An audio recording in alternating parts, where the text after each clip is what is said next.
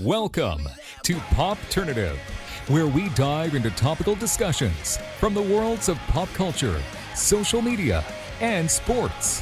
Here is your host, Peter Remoliotis, aka PD Beats.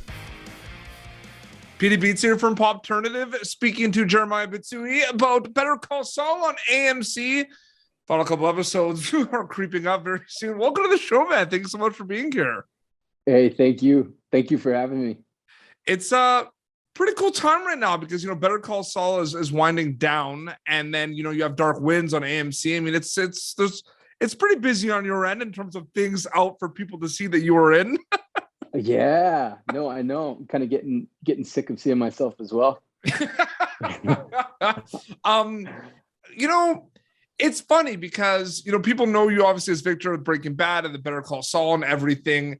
I'm just curious, take me back to kind of the early days of when you kind of found out that you were coming back to Better Call Saul, because I find spinoffs are very kind of, it's weird because like, you're not sure maybe who's going to come back. And then there's like characters, new characters that people don't really know and everything. So what's that mindset like when you found out you were coming back to Better Call Saul? I think it was a shock. Oddly, it was a shock, even though it seems like, of course they're going to come back to you. Of course, this and that. I think I like to look at it more like a gift than an expectation, Mm-hmm. So, and that's the same with anytime I audition or I'm up for a role. If I get it, I look at it more like a gift, and then I expect anything, because there's businesses.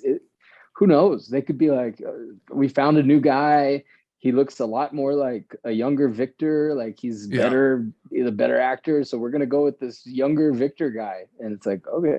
So I mean, those elements are out of your control, Mm-hmm. So yeah, I'd say I definitely was excited, but didn't expect anything. One of my favorite things about Breaking Bad and Better Call Saul is the pace. Some episodes are 0 to 100. Yeah. Some episodes are the burn. Would you agree with me that that's one of the elements that has made that kind of Gilliverse and those shows kind of successful? The pace of it, like that's my favorite part about it. Oh, for sure. Yeah, I think the pace is definitely different pace, way different show.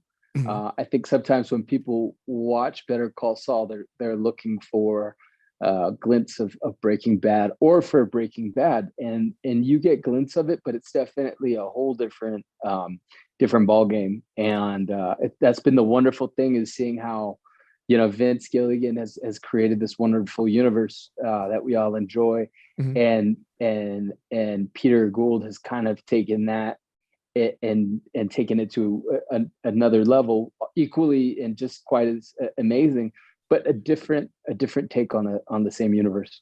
Absolutely. Different time period as well. I'm sure you get, on social media and everything, so many questions about Victor. I want to know, what is a question or a comment or something you've seen specifically about Victor that caught you off guard, where you were like, wow, like that, I never thought about that, or wow, like what's a question? Because there's obviously the obvious questions people always ask you, Gus and everything, but like, what's something that like was ever asked you that you were like surprised about? Or like, is there anything? I would say that's a good question on its own. So let's recognize that. I would also say that probably, let's see. I think here's something someone said recently, and it was kind of a trip. I did a movie called Drunk Town's Finest, and the character was younger, younger 20s. And then, we're speculating Victor later 20s, early 30s. And then, and so someone said, hey, what if your character in Dark Winds, what if Hosky was Victor's grandfather? Crossover. And then we have Drunk Town's Finest adds, kind of him as a young person, and then Better Call Saul and Breaking Bad into him as an adult, and they're over. So, I mean, it's kind of, that was interesting, and that kind of blew my mind, because it's, they are all different characters, but definitely the thread or the commonality, I guess, is just young men that personally, I think I realized with this last role that have a lot of trauma, and that's why, you know, you get into this type of business, and that's why you end up doing such horrible things to other human beings and whatnot. I mean, these aren't monsters. That was probably the bigger thing that kind of motivated me towards acting and storytelling. I remember I was in a gym in LA when I first moved, and a guy said, you know what they should do with all these tough guys, and you know, they should round them all up, take them out to the desert, and just get rid of them. And it was so harsh, but I think I understood the frustration, but at the same time, I knew, I grew up knowing a lot of these guys. So sometimes you get some of these actors that, you know, from maybe New York or the Bronx, and they know some of these characters. I grew up knowing these types of characters. And so it has a different spin on it for me. It's not some bad guy I can't relate to. These are guys that are living, breathing, and that I know, or not no longer. Yeah, but some like know? There are some like bad guys, like they're bad characters, but then most of them, you know, when you really dive into it, Jeremiah, there are a lot of misunderstood characters as well, right? Yeah, I mean, there's some characters you could play that are pure evil, and I mean, the great thing with Dark Winds, you know, in the TV world. But yeah, with Dark Winds, it was nice because it was, you know, there's a little bit of redemption and humanity in there, and that was motivating because for me, I think it was like, yeah, I want to show more. I want to reveal the depth of some of these characters more so than just be a purely evil bad dude, you know. Because I mean, of course I can do that, but you know, it's interesting to get into that. And to add to what you just said, is it safe to say, because, you know, Jeremiah Bitsui is a storyteller, that's what you do, and it's a really interesting, incredible profession. Is it safe to say one of your favorite things about storytelling is the fact that you can transform and dive into these worlds of Dark Winds, Better Call Saul, Red Dead Redemption 2, Yellowstone? That's like, I think that's one of the coolest things about it, right? It is cool. Yeah. And I mean, just to speak as like, you know, a kid growing up on the res and then moving into the city, and so you never imagine like these types of opportunities, but you know, like most kids, your engagement or your acculturalization, it, you know, comes, they're so heavy, at least the last 20, 30 years is, you know, film and TV and media. And so to kind of go into these worlds and play in these worlds and to create, it's quite amazing, you know.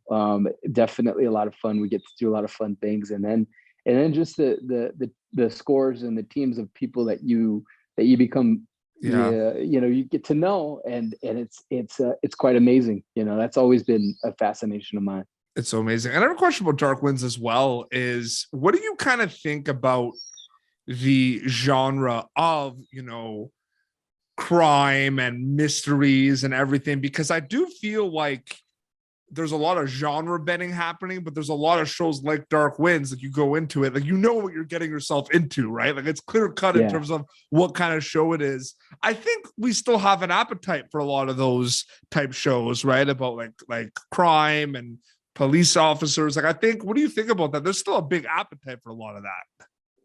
Oh yeah. I mean, I think I think people are interested and want to look at their a life outside of theirs. You know, that's why so many people are into sci-fi and thrillers. Is, you know, is being able to kind of sit at the edge of your seat, bite your nails, and dive into a world that may be completely different than yours, or a world that may be very similar, but with you know, characters that either you could relate to, or you absolutely can't, but you can relate to their humanity. So yeah, absolutely.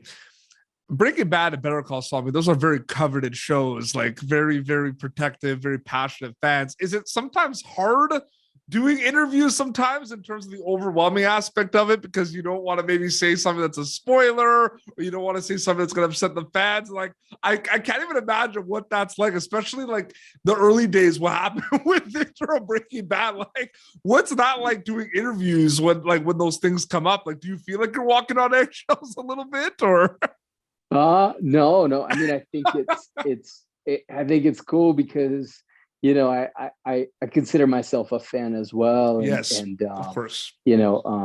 I get in there just like other people and watch and kind of involve myself in some of the fan pages and websites, because to me, it's interesting. I mean, outside of being an actor, when I pick up a new script and we're diving back into the world, of course, all of that stuff kind of goes on the side. And now this is work, and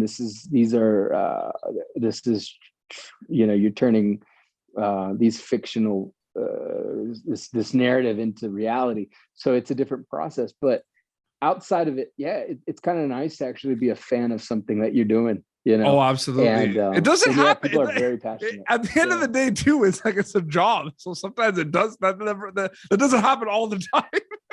Yeah. No, you're right. Not every show is going to be like, a cult classic or something that, it's funny though, because you're always remembered for your biggest last piece of work. Yes. And, for me, my first role was in Natural Born Killers. Mm-hmm. And for the longest time, I mean, it was like when I became Taft Hartley and I actually, was able to join the union, and I had a good little part there. But for the longest time, I was known as the little Indian boy. So, or I think it was a little Navajo boy or something. But when I did that for the longest time in my early 20s, for whatever reasons, my friends would introduce me. Hey, you know who this is? Like, he was 10 years ago, he was in Natural Born Killers. He was a little Indian boy. And they, thought they were, oh, we're proud of this guy. And, but it took a long time to shake that and move on to the next thing. So I'm sure probably for a very long time, I'll be known for Victor for Breaking Bad, which isn't a bad thing. I want to get back into that. I want to get into that very quickly about Natural Born Killers. I do find that interesting because you were very young. You were a kid when you were in that movie. And I'm just curious, like, it's not like, it's not a normal life, like kid actors, or what was the profession, by the way? What do they call it? Is it a child actor? Kid actor? Was there like an official? I always like when I talk to like people who are child stars or like acting when they're younger, we always have a heart struggle with the term. Is it child actor? According to SAG, I'm not sure, like, necessarily, I forget what it is that they the term is, but as far as like that was my first real role. I mean, I did a film when I was age 5, and then again when I was 13. But like, I think the association, at least from a public perspective, is like you have these weird actor kids, and they have weird actory pushing parents and whatnot. Yeah, that's kind of the stigma. But for me, it was quite different. It was okay. Did you know it was my not? parents? Did you know what you were like? Because you're a kid, but like, did you know that? Like, were you aware that it's not? It wasn't like a normal kind of. It wasn't a normal routine for a kid at the time. You know what I mean? You have call times and everything. What it's like? Were you aware of that, or were you just kind of doing your thing and focus on the acting? Yeah, I mean, I think at the time, I don't know. Thank God to parents that were entrepreneurial, and that. Mm-hmm. A lot of times in the summers or in the weekends, I was being taken to like rodeos, and I kind of grew up in that culture. And so outside of that, to have my own thing, and I was kind of immersing myself into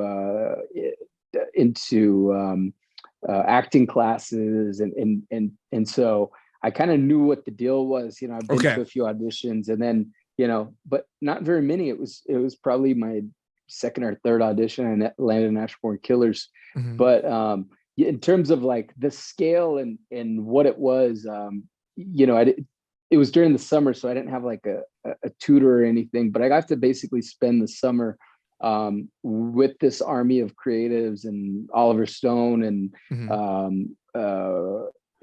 Woody Harrelson and Juliette Lewis, and on the res back where I was from, and so that was cool to go home and spend some time back home. And then my family would like, I think my grandpa put on a barbecue one time, and everyone came and hung out and rode horses, and it was a very cool experience. But I remember the feeling, and I tell my wife when I first met her and we kind of were getting to know each other. The first time after I met her, I was just like, I don't know how to say it. You feel like a part of you just left, like your soul left your body, kind of thing. A very similar thing when I found that passion for acting and finished my last scene, and I was leaving, and the crew was saying goodbye, and we were all getting hugs and goodbyes. It was like, oh no, wait, the crew's gonna continue on, and they go to the next city or whatever. So it's very circus-like, and a very that type of traveling crew work culture, which is really cool, and I fell in love with it. But yeah, that's the best way to describe it. I for totally sure fell in love. Got bit by the acting bug. Landed something, the Michael Cimino film, a few years later, and then didn't get passed by the studio. It became a thing. They went back and forth, and then long story short, I kind of got my feelings hurt and got my heart broken. And so it took a few years to get back into it. I talked to someone recently that was acting when they were rather young, and they said they had to take like they went back to Hollywood eventually, but they did more of the writing stuff, but like they had to take like a break from it. Like they had to like take like 3-4 years of just having nothing to do with it. Like it was important to them just to kind of step back a little bit. Oh yeah, 100%. I mean, I think that's constant, and there's times where I reassess it as well, and I say, is this really, because I have in my day-to-day life, I have an entrepreneur, and I've been since I was 19. So that's, I guess, kind of my grown-up career, if you will, and this is like my fun career. But the assessment of, is my heart still in it? That's always good, I think, to do constantly, and finding kind of temperature check, because I think the minute you for at least something that you love, if you're in a place where you're kind of like, well, this is more like pulling teeth, you don't have, it's not something that you have to be tied to, or it's not something that you necessarily have to be worried that you can't come back to. It happens a lot, and some actors, they maintain an amazing balance, and they act on a few things, and they take a few years off, and then they come back, or who knows, like Daniel Day-Lewis becomes a cobbler, and then comes and does his greatest piece of work, and then decides that's it. So absolutely. I have a lot of admiration for that. Yeah. Oh, absolutely. Jeremiah, this was so great chatting with you. Thank you so much for coming on Popternative, man. Yeah, no, thank you. Thank you for having me. And watch Dark Winds, and AMC and AMC Plus enjoys it. And Better Call Saul. There's so much going on. For social media, do you have an Instagram account people can check out and keep up to date with everything? Yes, sir. Instagram, it's at Jeremiah Bitsui. So just at JeremiahBitsui. I'm sure you get so many questions about Victor in your DMs. Yeah, no, this is helpful though, because this is like, it's nice to cover. There's so many questions that I don't always get to answer. So nice absolutely. To be able to I feel like there's also, I feel like we can have I know like we want to wrap up and everything, but I feel like we can have another podcast. But I feel like there's also a misconception like actors know what's going on, like all the stuff that like you're asked probably about like Victor and Gus and everything. You literally have like no idea, and they probably assume that you know everything that's happening. Oh yeah, especially this last season. I mean, you go into places where you're like, they're being very careful and secretive, and it's a need to know basis. Oh, there's a lid on everything. Absolutely. Unless if you have to, I think how they kept and maintained the secrecy of Aaron and Brian coming back was quite amazing. Yeah. And so, I mean, they went through great lengths. And so I always try to respect it, not talk out of turn or spoil anything. But at this point, I'm just following along. This is episode 8. Yeah, it's so at this point, I'm just exciting. following along like a fan. From this point forward, Absolutely. so I don't know Absolutely. anything. Yeah, exactly. Well, this has been Popternative, youtube.com/Popternative. Previous episodes, Dark Winds, available on AMC and AMC Plus. So be sure to check that out. YouTube.com/Popternative for previous episodes. Until next time, this is Jeremiah Bitsui and PD Beats signing off. Thank you for tuning in to Popternative. Make sure to check out our past episodes of Popternative on YouTube. Be sure to like Popternative on Facebook and follow us on Twitter. This has been an Autograph Communications production.